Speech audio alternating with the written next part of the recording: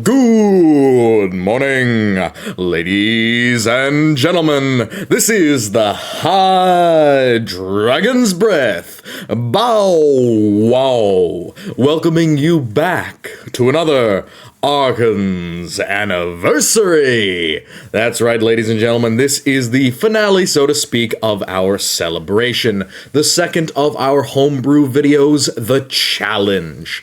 Now, the origins of this is essentially a couple of months ago. I was working on Demon Engine videos, and as I was searching through, I found that Slaanesh and Tzeentch had basically no dedicated engines. Sure, they shared plenty of engines with the other gods, but there was nothing truly unique that only Slaanesh or only Tzeentch could field that we could consider a modern and relatively common engine. So that day, and then subsequently, I challenged my community to create homebrew demon engines that would both fit into the lore and serve as a replacement or a placeholder for certain specific engines of Tzeentch and Slaanesh in future. And you guys have delivered incredibly. We got several submissions for both Slaanesh and Tzeentch.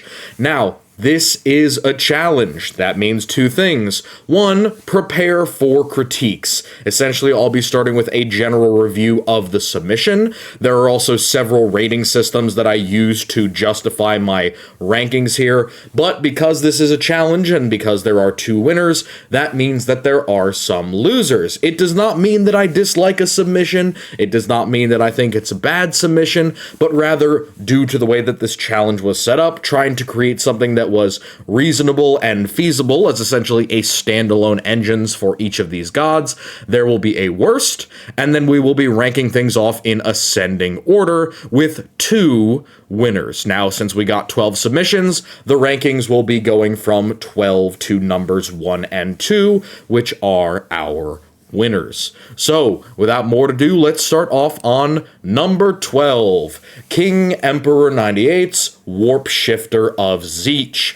Now, I will be 100% clear here and say that Tzeentch got a lot less submissions than Slaanesh. If I remember right, it was 3 or 4 Zeitian engines, and then the rest were Slaanesh, about 8 or so.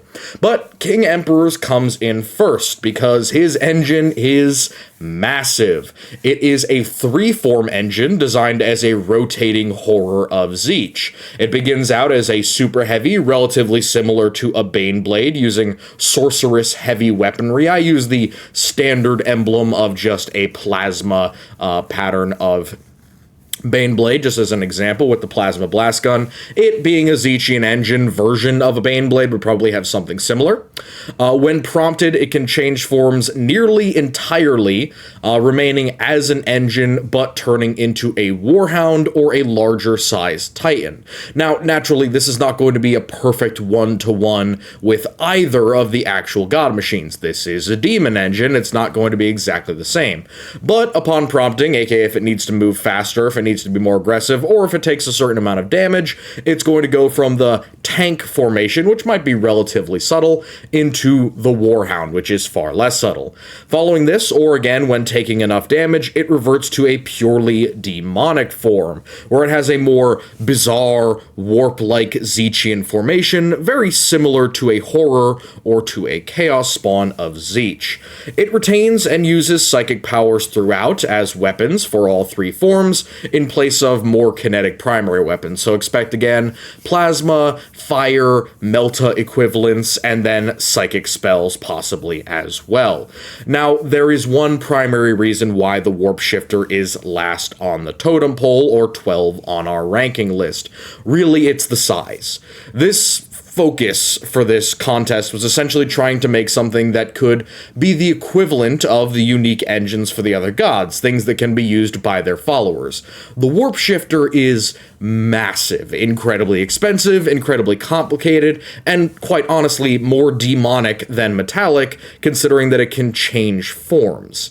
This is something that really only some of the most powerful engines, those that are more useful in the warp than in real space, can do, and for that reason, it makes it a little bit less than ideal for this type of ranking, so it gets a 12. Next up is Nurgle's submission, the Botchling. Now, the Botchling didn't come with a ton of background, but the general overview was it is a modified Slaaneshi redesign for the Emperor's Children. The Botchling is essentially the result of, or possibly a failed experimentation on a heavily damaged or on a different version of the Mauler Fiend. Now, it has big old lashing tendrils, and its body has been changed into impaling tentacles, while its mouth has been widened and modified to either accommodate a sonic or a ranged weapon of some kind. However, its armor and externals are slightly more fleshy and flexible. However, its snake-like back armor is more likened to the belly armor of the original Mauler Fiend chassis. So, it's smaller, it's lighter, it has a slightly different type of tendril rather than lashing and hooking tendrils. It has more whipping or impaling tendrils, and overall it is significantly smaller than the Mauler Fiend. Again, that puts it at an 11. Unfortunately for the Botchling, there isn't a ton about it that is actually better than just a regular Mauler Fiend, and since we're talking about actually improving upon the undivided engines, of course you could have a Mauler Fiend of Slaanesh. Would the Botchling be better than it? I would say pretty much no. It's going to be less armored because of its high level of flexibility, and unlike the lashing tendrils and the legs plus tendrils that the Mauler Fiend has, having the tendrils come out of the body and then be projected and being able to stab or lash is slightly less efficient in terms of leverage than a regular Mauler Fiend. So overall, I think it's just kind of a downgrade in comparison to what is already a fairly standard engine. Onward to number 10, the Potential Plateaus Utpala Ritual Support Platform. Now, you'll have to excuse the AI gen here. I did have to take a look at this thing and try and give you a better image. The sketch down there is what I was originally given. This is roughly what it is supposed to look like. Now, this is a demon engine platform. It's designed for a constant ritual supply and ritual support vehicle for demons. Now, it can be used by cults, but I'd like to emphasize that this is really focused on the demons of Tzeentch. Either it's crewed by semi-humans or psychers, or the demons themselves. The best reference that I could find for this that already exists is actually the Blue Scribes. Kind of the idea that they're constantly writing down spells. The support ritual platform is literally floating above the battlefield like a blimp and acting as an assembly line for large rituals. In addition to that, it also weakens the veil between real space and the warp, making it easier for demons to come back, and it was suggested by Potential Plateau that this could form some sort of magical support / healing place for the demons, like a mobile Medicaid bay almost, for demons where they can come back and regenerate some health. Now, I could definitely see something like a Greater Lord of Change using one of these, especially because it's supposed to be relatively large. Again, very big, similar to like a blimp or a zeppelin, rather than being more of a disc, like the disc of Tzeentch, and for that reason, unfortunately, and for the reason that is almost entirely geared toward demons, this one only gets a 10. It is very large, and it's mostly arcane rather than being an engine, if you understand what I mean. There's not much about this that actually needs to be physical. It certainly does seem more like a warp-related construct, especially in the way that it is actively affecting real space in the warp, and almost all of its ritual support is also geared towards keeping demons around and keeping them fueled for long periods of time. Now, if this was another challenge and we weren't looking at pure engines, then probably the ritual support platform would be coming out pretty high. But for this, it's only got a 10 because it doesn't fulfill that role as working for Tzeentch only and working as an engine in real space, as opposed to something that could definitely be likened to a demonic construct. Onto Hypnotismo's Needler. Now, this one is one of our first, well, one of the full generic Slaaneshi ones. It is a Slaaneshi strike craft similar to modern jets, geared out in the close air support and ground attack role, with the ability to generate and then launch salvos of envenomed or poisoned or gaseous needles into enemy formations. Very much when I was thinking about it, it's almost like the World War I dropping caltrops and sabots onto enemy trenches.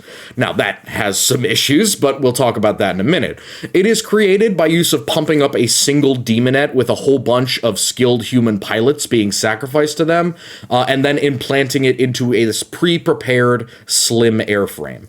It's also possible that there is a pilot, which the plane itself can drug and heal and get them, all ready to fight along with the demon itself, but this only gets a 9. Why? Well, there's two reasons. One, there's a little bit of a limited use case here. With these type of engines, we're expecting them to do several different jobs, and the Needler is passing by the battlefield so quickly that it has limitations in what it can actually accomplish. I mean, the Needles, for all their effectiveness and for all their usefulness against light infantry, they're not really going to be able to affect tanks all that much, and they're certainly going to have limitations when it comes to other forces, especially if it needs to stick around for a while. Modern jets, again, are also not a platform, a structure, or a chassis that is really available or in wide circulation within the Imperium. Now, you could say that it's made out of a different type of aircraft, and I think that actually would have given it a slightly better score overall. But the fact that it is specified as being made off of the standard of a modern jet going at high speeds and spraying the battlefield, as it were, in kind of that A-10 assault role, yeah, I think that gives it a little bit of points away because you're traveling at a very high speed, and so ensuring that your rather various unguided attacks are actually going to do damage is going to be quite difficult. The other problem, other than the limited use case and the unique chassis, is just feeding up the demonet with a bunch of very skilled pilots. Is the juice worth the squeeze, so to speak, with this one? Even if the demonet is a very impressive combatant, is the modern jet capable of all the things that those pilots would have been able to? Void-breathing, air-breathing craft. Can the Needler combat other aircraft? It isn't really clarified. Now, if it is able to combat other aircraft, that's great, but then you have to run into the question again, is it worth sacrificing, let's say, 5 or 6 talented pilots in exchange for one engine that can do one job half as well as the actual pilots could have, and then another job fairly well? So I think it only gets a 9. It definitely could use some fleshing out. I really like this one. I just think that it needs a little bit more thought, or possibly even some modification. All right, Wallflower's Infernal Orchestra, number 8. I like this one a lot, but it suffers from some of the same failings that we've gone over. It is Bane Blade sized. It is a massive crab monster designed to be a battlefield stage for various sonorous or frenetic musical performances. It scuttles carefully at first, using its ensemble of musicians, terrifying organs, great orchestras of sonic weapons, etc., to demoralize or antagonize the enemy. They also take pot shots with their sonic weapons, in addition to modulating and quote-unquote reloading the engine's own diverse sonic engine weapons. So it relies pretty heavily upon sonic weaponry to begin with, and projecting these psychic fields of fear, anger, confusion, seduction, etc. that are fairly standard to a lot of Slaaneshi engines overall. When the orchestra, and its conductor, usually a psyker of some kind, is toppled from the crab, it goes berserk, skittering and clawing at enemy lines. Now, as much as I love this thing, and I do love the concept, it's really wonderful as a one-off, this is big. This cannot be reliably made by a lot of different forces. It is huge. It is Baneblade size. It uses a lot of different, very complicated technology, especially relying very heavily upon sonic weapons as their primary offensive option. The other thing that I think is a little concerning, other than just the size and the unique chassis, is the fact that it kind of has to wait for its primary offensive asset to die out before it starts to get aggressive. Perhaps having the engine get more aggressive to begin with, like it throws itself into the enemy lines, not really heating the people on its back, or perhaps they're tied in or hooked into its structure somehow, or maybe there's even a field keeping them inside so they bounce around like ping pong balls. Anything of that nature might make it slightly more efficient. But either way, still a great idea, but unfortunately not going to fit our challenge for this, and thus it gets the number 8 spot. The rat review from our first episode continues with the Bliss Reaver. Now, the Bliss Reaver is very unique and quite fanciful, honestly. It is an unholy mix of heavily corrupted Emperor's Children pilots, along with demonettes of Slaanesh. It's very similar to the original Javelin chassis, but slowly Ship of Theseusing itself into a more unstable state. Essentially, the original pilots of the Javelin, the Emperor's Children, have fused with the machine and are now not necessarily in direct conflict or contest, but at least in cohabitation with each other and with several demonettes in order to control and modify the vehicle. Every time it gets damaged, every time a section of it is destroyed, they lose more of themselves and more of the demon takes its place. They are fast and agile with the good old-fashioned beguiling charm that we love from our demonettes, and that helps them to root out enemy infantry, which is wonderful. Now, I like the Bliss Reaver. I like this concept. I like the idea of mixing the Marines into the vehicle itself. So, why does it get the number 7 spot? Mainly because of the Javelin's rarity.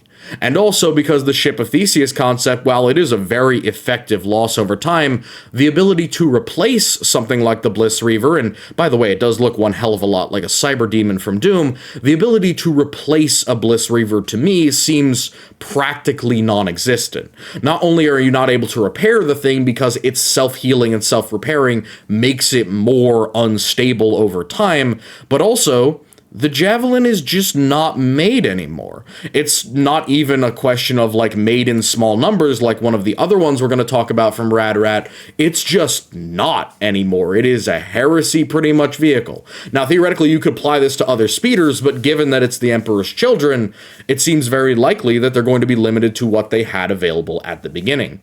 And of course, in either and any way, a good portion of this vehicle relies upon contrasting strategies. The demons that are actually inhabiting it, the big body sticking out from the top, is a melee combatant. Even if you are very fast, you're still having to deal with having a melee combatant when you also have a speeder that is shooting around with various sonic and or las cannon-esque weaponry. Now, of course, there are split decisions within this group, and they are very fast, but I could very much see good portions of this vehicle not being all that useful until, quote-unquote, their time comes. So, until we get into melee, the demonette part is just dead weight. Or if we are in melee, the actual Marines' bodies are going to be taking more damage and suffering more attrition in their battle against the demon's hold. So, for that reason, it just gets a 7.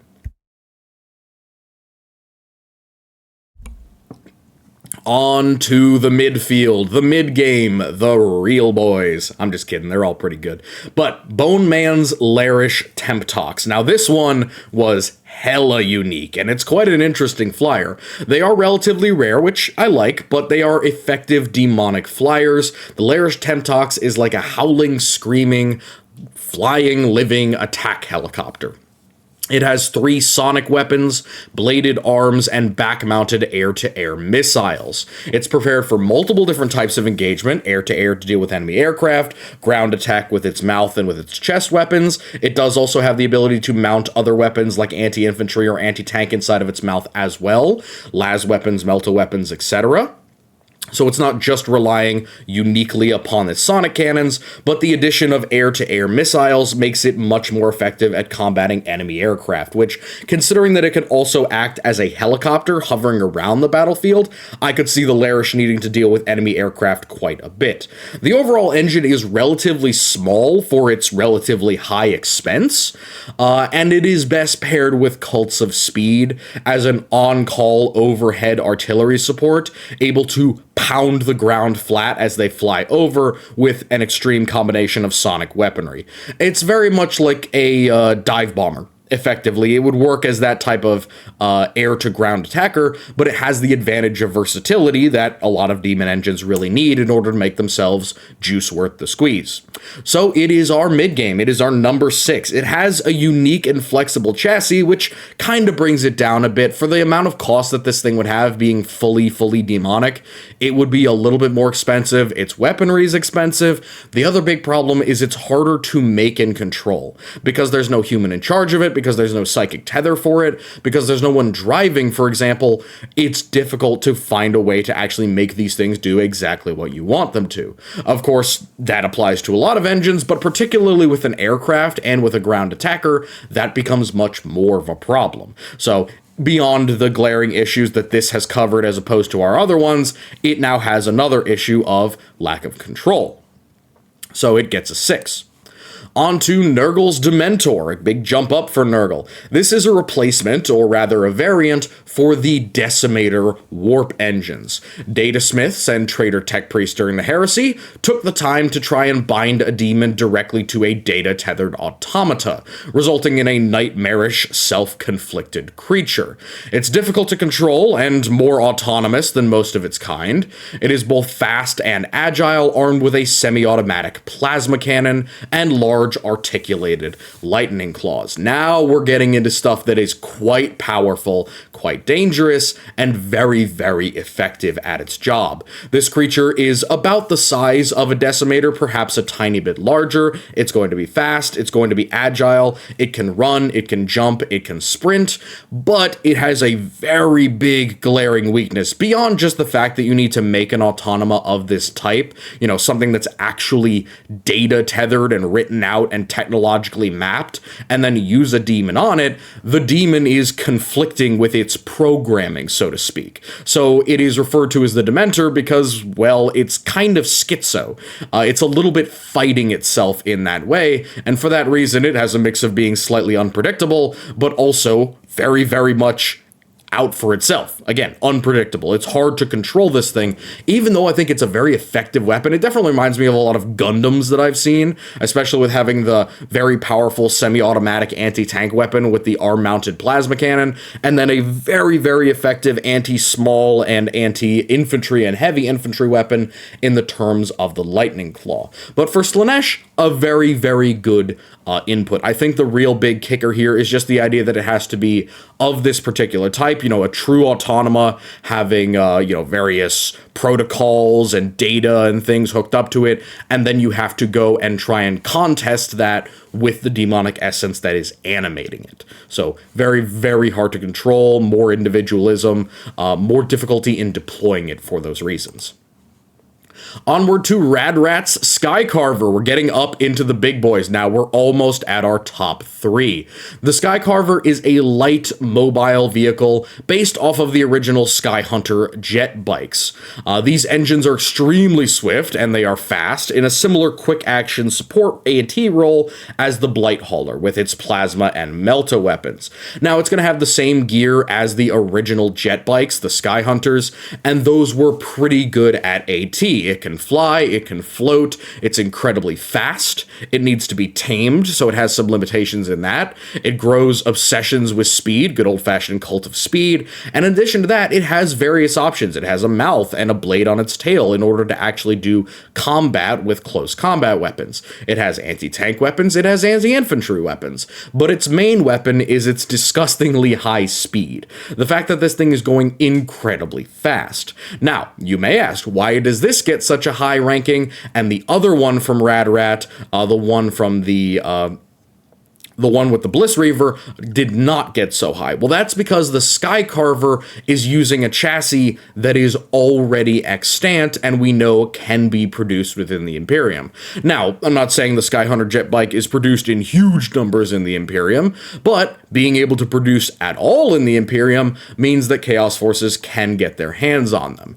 And my only concern with the Sky Carver, and the only reason it doesn't score higher, is because of its size. Having a creature this powerful, likely a large exalted Seeker of Slaanesh or a similar type of creature, in a swarm like this, it's going to be harder to keep and to maintain them. Why? Because a small chassis essentially means that the demon is doing more and more of the work. Its energy, for lack of a better term, is not being as efficiently spent. Because it is so much of it is outside of the actual engine, the tail, the head, the teeth, etc., it is going to be expending a ton of energy. Now, that being the only downside is pretty damn good, and I definitely see these being a very good counter to a lot of hyper-speedy enemies, especially that the Emperor's Children would be fighting against, a la the Eldar. So, very, very good input here, but it's not going to reach it quite into the top 3. So let's look at those top 3 contenders.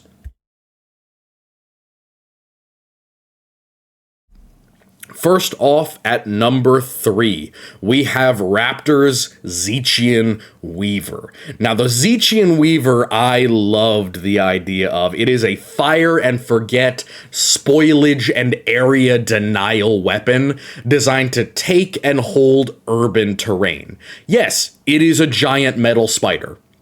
It's a giant mechanical spider of Tzeentch, embedded with both unnatural agility and with ensorcelled webs. This is the most important thing about it. It looks fairly normal, but its webs are where its true killing power lies. These webs are completely invisible, and they cause a mild time stop around the unfortunate victim. They are also, of course, very thick, very tough, very durable, and very sticky. So this creature will go into and burrow into a building and then pick off and devour troops one by one. That time stop causes the unfortunate victim to just disappear. Their friends don't know where they went. They just kind of disappeared, and nobody noticed because time around them seemed too slow. The spider was able to pick them up, wrap them, and devour them. Meaning that when this thing decides to actually deploy, or is deployed by a group in retreat, it can be laid behind in a building as a trap. It can pick off and devour troops one after another, with no one really being the wiser. It also has large claws and the ability to climb.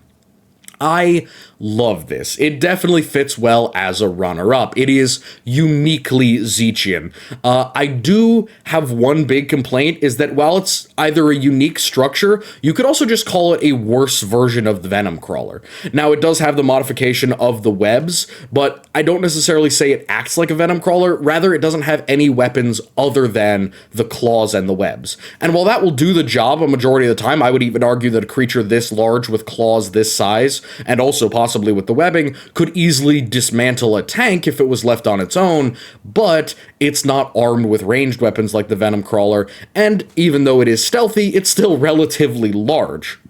So it is definitely more on the size of the Venom Crawler. We're not talking something enormous here.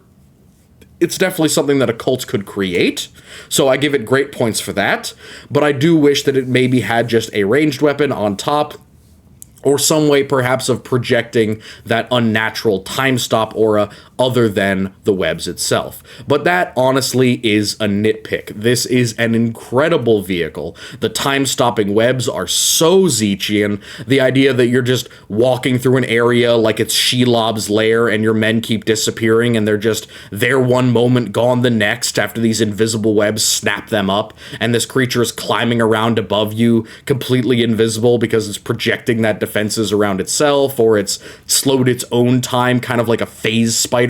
It's very, very cool. I love the Weaver. So, what could possibly beat our runner-up? Well, the first of our two winners. Our two winners, the first one is the Salient Ghostwalker by Hypnotismo. The Salient Ghostwalker is our Tzeentch winner. It is a creation of the Savage Morticians from the Demon Kulaba fame. This is a modified sentinel with several severe and heavy changes. The first is its demonic essence. It's been surmounted by a psychic pilot, encased within a cephalod pod-like cranium of squishy but durable psychic energy, much like a shield. This dome, however, is not the only fleshy part. The entire vehicle is coated in a thin layer of color-changing skin. It is still armed with the usual anti-tank weapons of a heavy strider, such as plasma cannons, las cannons, melta cannons, and missile launchers. This means that using these weapons, it stalks at very high speed and near invisibly, hunting down and dispatching enemy armor in squads with extreme precision. These things would punch so unbelievably far above their weight in combat. Generally, a Sentinel or a Scout Strider would not be able to take out a tank very easily unless they laid in true ambush. A squad of these things could easily decimate up to a platoon of enemy armor simply by walking around them in, say, a wooded area or in relative obscurity, or standing still and becoming truly almost translucent or invisible, and then opening fire at a specific time, immediately decimating the enemy armor, moving quickly around them, and knocking out an entire column. These are terrifying. I could see them very much becoming the things of legend. Just an invisible killer in the night, an invisible predator of enemy armor that kills, runs, and slinks away into the darkness, completely invisible. And of course, the fact that it is not only armored and encased in this fleshy invisibility cloak, but also has a psyker to protect it and create a bubble shield around it effectively, it gives it even more protection, and at the relatively low cost of just a psyker.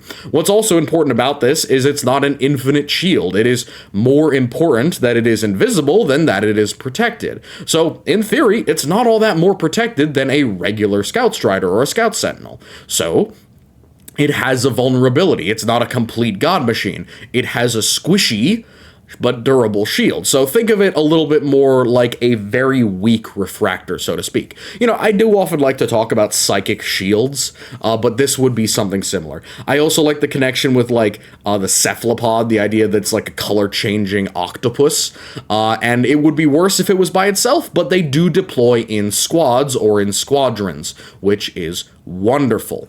The only issue that I found with this is controlling or resupplying them. Again, they do have a human pilot, but whether that pilot is psyker or not, if it's ritually prepared rather than having a psyker inside of it, resupplying it is also going to be an issue if the vehicle is hard to control overall, but there was no indication of that. They seem to be perfectly capable of operating alongside other forces, and while the psyker may not be at liberty to simply leave their cabin whenever they wish to, it does seem to imply that the vehicle itself can be repurposed or even used by normal people to a varying level of degree, very similar to the stock tank in that way. So, our winner for the Zeitian side of this contest is the Salient Ghostwalker by Hypnotismo. Congratulations. For the Slaaneshi side, we have a relative newcomer, Honey Glazed Ham's Exhibitionist engine. This has won the Slaaneshi side. The Exhibitionist engine is a warp-bound Hydra of Slaanesh. 5 to 10 demonic seekers are jammed within an Onager Dunecrawler chassis, and their heads are synced and conjoined with a suite of batteries and weapon systems, including mostly multicolored multi-lasers and las cannons. The heads constantly twitch and track enemy targets, combining or dividing fire at will for both anti-aircraft using the multi-lasers, anti-tank using the las cannons, or anti-infantry using either. They were originally designed to counter Eldar aircraft on campaign, which I think makes a lot of sense. This is our number one. This is the winner of the Slaaneshi contest. This is an incredible design. It has a relatively commonly used chassis in the Onager Dunecrawler. It has relatively universal weapons in terms of the multi-laser and las cannon, and it has very effective creatures. Now, if you had 6 of these heads with this Hydra-like contraption, and you had all of them firing in one direction, it would be a disgusting amount of broadside firepower. Even if you had just multi-lasers, it would be like a walking anti-aircraft position, because effectively it is.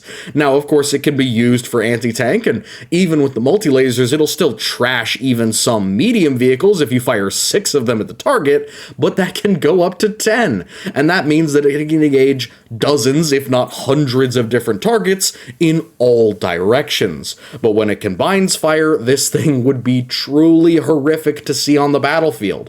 What's even better is it's not a totally unreasonable design. It has some mechanical bits inside of it, the engine and the battery system, that makes perfect sense for powering all of these weapons. It has wires and extensions and lengths to which the heads can and cannot go. Seekers, of course, are naturally obsessed with speed and with that type of thrill, and having this amount of firepower, I think, would certainly work for them. It's also mentioned that while this is not necessarily a direct frontline combatant, it can be, and it's relatively easy to direct direct, because of course it is merely gunning for enemy targets, meaning that it can have things identified to it and be controlled to target and delete those when it needs to. I will say that the only real concern I had about the Exhibitionist engine was friendly fire. Considering the amount of multi-lasers available to it, I thought that that might be a concern, but of course, if you're pointing out enemy targets, and if you have some decent amount of structure around this vehicle, you could easily prevent that at any way that you need to. So that is our homebrews. I was super happy with these. Honestly, the Ghostwalker and the Exhibitionist engine are incredible. They will be in our Hall of Heroes on the channel or on the Discord. And that is the end of our celebration, folks. I know it seemed to go by pretty quickly. Our thumbnails are from Martin D. Diego and Yang Jie, along with others. You can DM for cred, or you can talk to some of the people who sent in submissions. Now, we have a lot of stuff incoming in the next couple of days. I'm going to take a short time off just because this has been a very long period of prep, but I also do have things coming up. I'm going to repost and send out the list of videos once more that I'm planning on doing. Of course, that'll help satiate some people who have made suggestions and requests over the last year or so, and we'll see if you can see what you like on there. So expect that to come up, expect some votes in the next couple of days, and expect a video from me at some point in the future. Again, not meaning to clown on anybody's submissions. I really did love all of these. Any inaccuracies that I've said, anything that might have been wrong or you disagree with, please comment it down below. I'd be happy to pin it. And if anybody has a disagreement or wants to know on what criteria I was marking these, I'd be happy to share that as well. But in order to not be insulting to anyone or backsliding on anybody, I'm not going to say what they were right here, nor am I going to give out points here as I did last time. So, with all that said, I hope that you enjoyed. I hope that you love these submissions just as much as I do. And I wish you all a lovely first year of the channel, and good night.